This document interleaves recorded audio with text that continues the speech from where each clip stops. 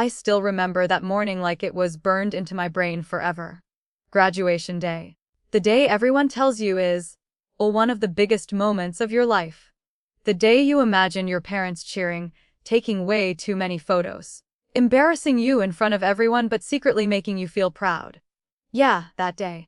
I woke up before my alarm even went off. Heart racing. Phone in my hand. First thing I did. Check my messages. No, good luck. No, we're so proud of you.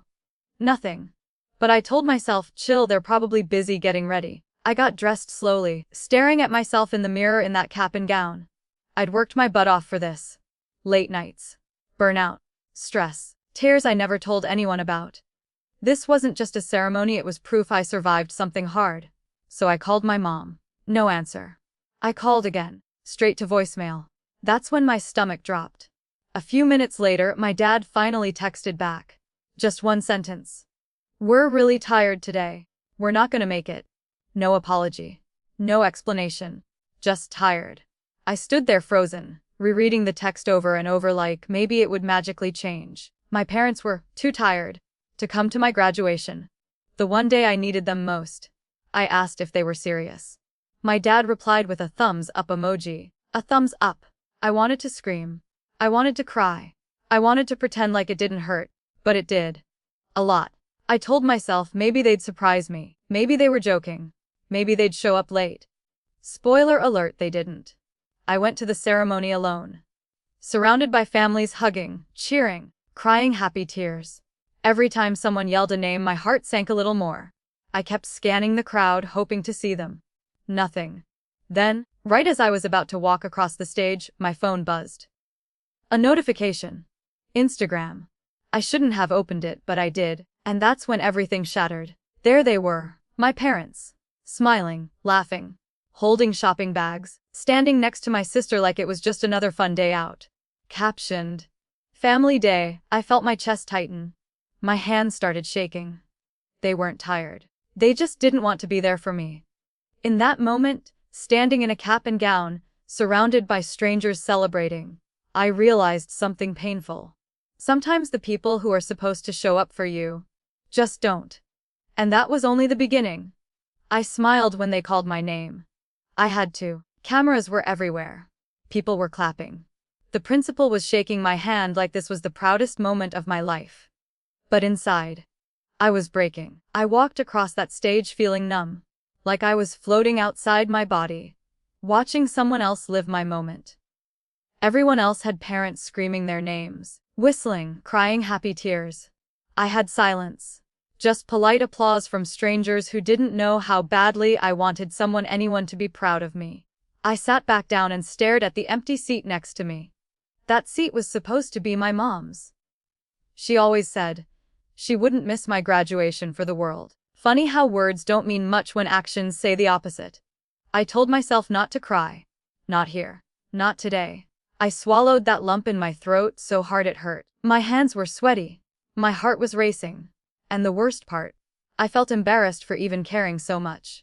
After the ceremony, people rushed outside. Families hugging, balloons everywhere, flowers, gifts. I stood off to the side pretending to scroll on my phone like I was waiting for someone. I didn't want anyone to ask, "Where are your parents?" Because I didn't know how to answer without falling apart. Then my sister texted me. Congrats, that was it. No emojis, no call. Just, congrats. Like I just passed a random test, not finished a huge chapter of my life. I wanted to throw my phone across the parking lot. Instead, I opened Instagram again. Big mistake. More photos. Different angle. Same smiles. My parents and my sister posing in front of a store mirror. Bags everywhere. My mom had even changed outfits. But couldn't show up for me. The comments were full of heart emojis and family goals. If only they knew. That's when it hit me, this wasn't an accident. This wasn't them being tired. This was a choice. And realizing that hurt more than anything else that day, I finally left campus alone. No dinner plans. No celebration. No. We're so proud of you. Just me, driving home with my cap on the passenger seat and tears I couldn't hold back anymore. I cried at red lights. I cried in the parking lot. I cried in my room like I was a kid again. All I kept thinking was, Why wasn't I enough? And that question stayed with me. Because deep down, this wasn't the first time they showed up for my sister, and not for me. It was just the loudest, most public one. And the more I thought about it, the more past memories started making sense. On the drive home, every memory I'd pushed down for years started popping up like unwanted ads. Stuff I always brushed off. Stuff I told myself didn't matter. But now, all hit different. My sister was always the golden child, the funny one, the social one, the one my parents bragged about to literally anyone who would listen. Teachers, neighbors, random strangers at the grocery store. Meanwhile, I was the responsible one, the quiet one, the one who didn't need attention because I had it together. At least, that's what they told me. Growing up, if my sister forgot her homework, it was no big deal. She's creative, my mom would say. If I forgot mine, it was a lecture about responsibility and disappointment. If my sister wanted something expensive, they found a way. If I wanted something, I was told to save up or stop being dramatic. I learned early that love in my house came with conditions. When my sister played sports, rain or shine, front row seats, posters with her name on them. When I had events, science fairs, award ceremonies, even birthdays sometimes, there was always an excuse. We're busy. We're tired. We'll make it up to you later. Later never came. And I convinced myself it was fine. I told myself I didn't need them there. That I was independent. That I was strong. But here's the truth nobody talks about: you don't stop needing your parents just because you pretend you don't. Graduation was supposed to be different. More important. Final. I truly believed this was the one thing they wouldn't skip. I thought, they'll have to show up this time. I was wrong. By the time I pulled into the driveway that day, I wasn't just sad, I was angry. Angry at them. Angry at myself for expecting anything else. Angry for letting it hurt this much. Inside the house, everything was quiet. No decorations. No cake. No congratulations banner from the dollar store. Just silence. Like nothing had happened. I dropped my cap on the table and stared at it. 4 years of work reduced to a piece of fabric nobody cared about. That's when I realized something painful, but clear: this wasn't about graduation. This was about a pattern. A lifetime of being second choice. Of being the background character in my own family. And the worst part? They didn't even think they did anything wrong. Because in their minds, and I'd always be fine. But being fine gets lonely. And that loneliness was about to explode when my parents finally walked through the door. The front door opened around 7 p.m. I heard laughing before I even saw them. My parents and my sister walked in like it was just another chill Saturday. Shopping bags in hand. Smiling. Relaxed. No guilt. No awkwardness. "Hey," my mom said, like she hadn't crushed me earlier that day. I stood there, still wearing my graduation shirt, cap sitting on the table in plain sight. They had to see it. They just chose not to acknowledge it. My sister glanced at the cap and said, "Oh yeah, today was your graduation, right? Right?" Something inside me snapped. I asked them calmly at first why they didn't come. My dad shrugged and said, "We told you we were tired. It's not that deep. Not that deep." I pulled out my phone and showed them the Instagram post. The photos. The smiles. The caption. So shopping wasn't tiring. My mom rolled her eyes. Rolled her eyes. "We already had plans with your sister," she said.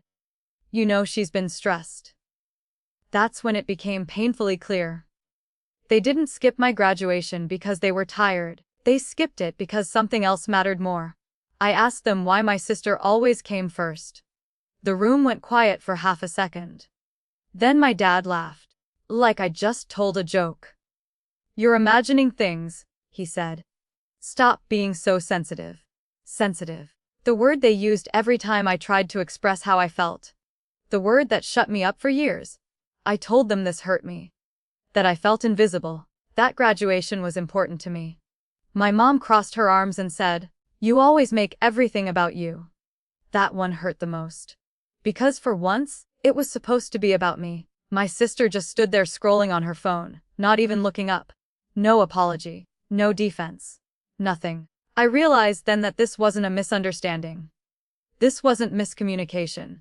This was who they were. And I was finally seeing it clearly. I went to my room and closed the door. No yelling, no drama, just silence. And that silence said everything. Laying on my bed, staring at the ceiling, I felt something shift inside me. Not sadness this time. Something heavier. Something colder. Acceptance. They weren't going to change. They didn't see me, and waiting for them to suddenly become the parents I needed was destroying me. That night, I made a quiet promise to myself. They weren't going to show up for me, I would. And that decision, it changed everything.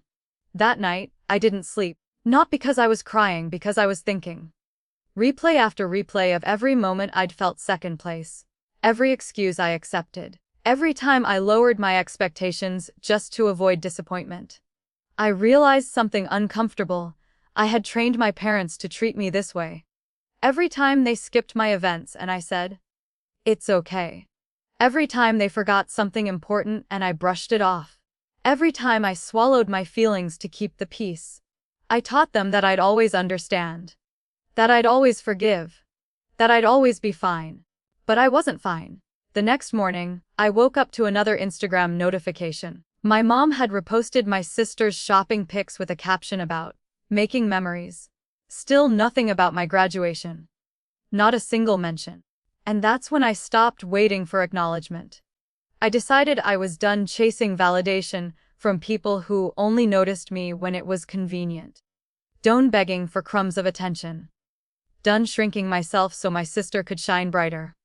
That didn't mean I hated them.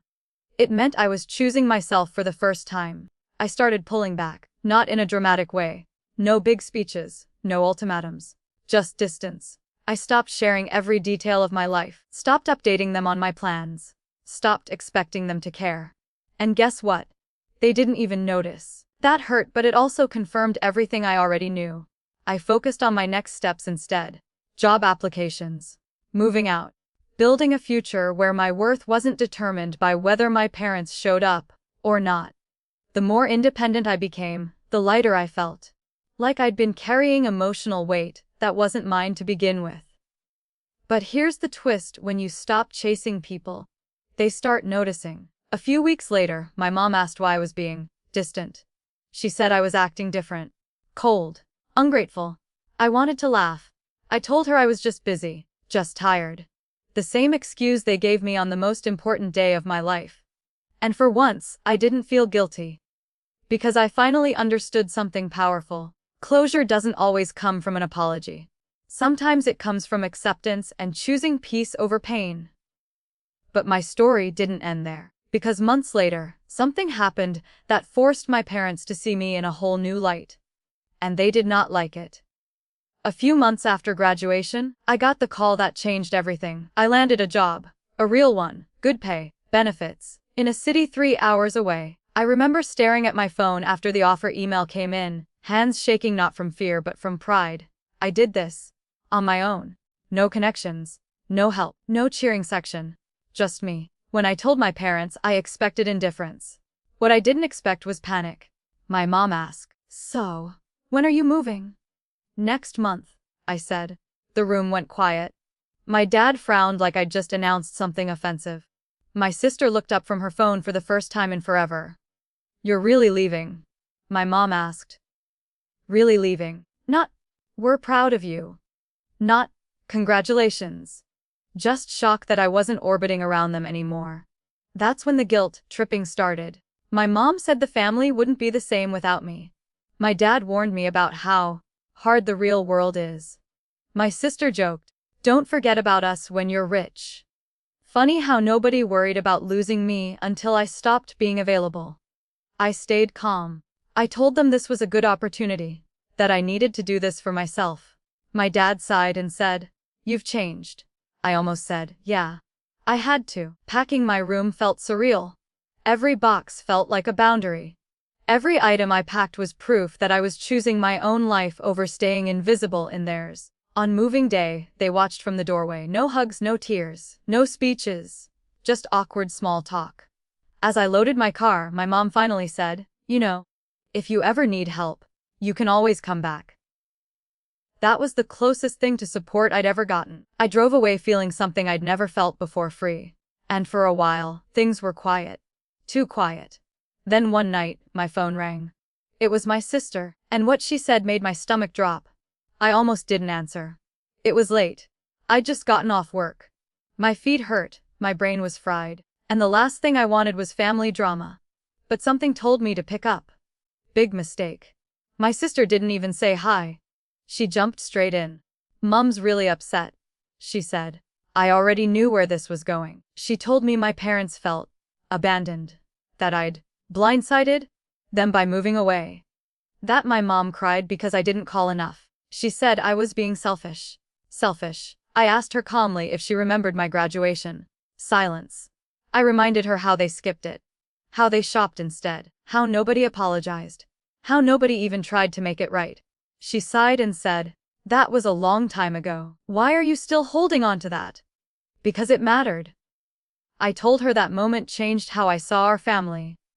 That it wasn't just one day, it was a pattern. She got defensive. Said I was overreacting. And making everything negative. Same words. Different mouth. That's when I realized something heartbreaking. My sister benefited from the favoritism, so she'd never admit it existed. I asked her one simple question. If our roles were reversed, do you think they would have skipped your graduation? She didn't answer. She changed the subject. That told me everything.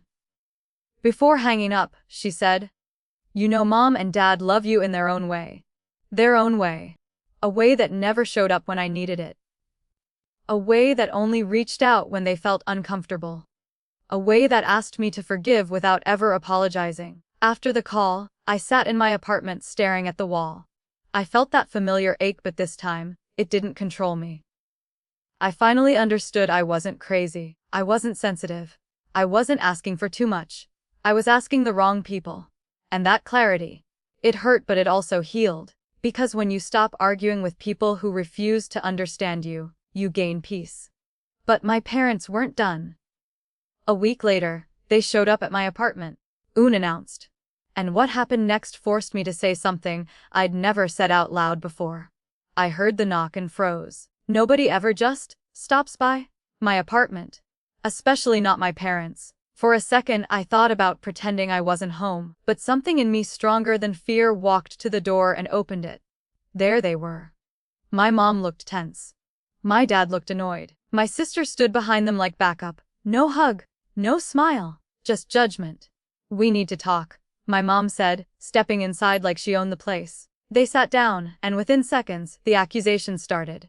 I was distant, ungrateful, cold. They said I hurt them by pulling away. That families don't do this to each other. I listened. I didn't interrupt. I let them say everything they needed to say. Then I spoke. I told them I wasn't punishing them, I was protecting myself. I told them that skipping my graduation broke something in me, that watching them smile in shopping photos while I stood alone was something I'd never forget. My mom said, "We didn't think it was that big of a deal." And that was it. I finally said the thing I'd been holding in for years. "You don't get to decide what hurts me." The room went dead silent. I told them I spent my whole life trying to be low maintenance so I wouldn't be a burden. That I accepted being second place because I thought that was all I deserved. My dad scoffed and said, "So what, you think we're bad parents?" I took a deep breath and said, "I think you showed up for one kid and expected the other to understand." My sister jumped in, saying I was twisting things. That I was dramatic. That I was rewriting history. I looked at her and said, "I'm not angry at you. I'm just done pretending." That hit harder than yelling ever could. My mom started crying, not because she understood, but because she didn't like hearing it. She said, "We did our best." I nodded. "And this is me doing mine." I told them I wasn't cutting them off, but I was done chasing their approval. That if they wanted a relationship with me, it had to be different. Equal. Honest. They didn't know what to say. When they left, there was no resolution, no apology, no promise to change. But for the first time in my life, I felt powerful. Because I finally chose truth over comfort, and that changed the way I walked through the world. But the real test came months later. When my graduation photos resurfaced online. If you're still watching this, I need you to hear me, because this part isn't just my story anymore. It's probably yours too. I wish someone had told me earlier that being the strong one doesn't mean you don't get hurt. That being independent doesn't mean you don't deserve support. That just because you can survive alone doesn't mean you should have to. On graduation day, I thought being abandoned meant I wasn't enough. I thought if I were louder, cooler, more like my sister, maybe they would have shown up, but that was never the truth. The truth is this: some people love in a way that's limited, and no amount of effort from you can expand their capacity. That took me years to accept.